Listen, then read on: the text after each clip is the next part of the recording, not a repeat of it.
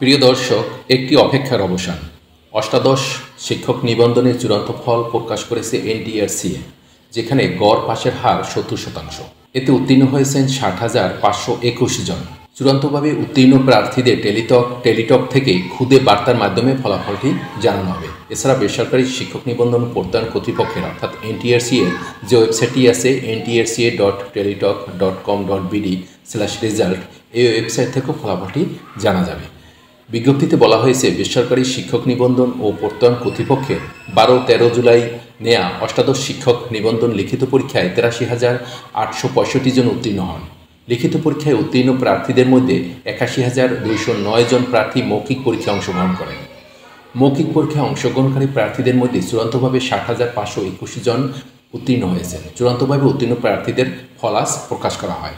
এই ওয়েবসাইটটি থেকে আপনারা ফলাফলটি সংগ্রহ করতে পারবেন।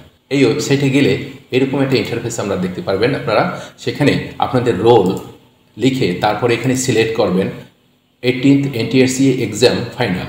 এখানে এটি সিলেক্ট করে তারপরে এখানে রোল লিখে তারপরে সাবমিটে দিলে আপনার কাঙ্ক্ষিত ফলাফলটি এসে যাবে। আপনাদের সবার জন্য শুভকামনা জানিয়ে এখানেই শেষ করছি আজকের ভিডিও।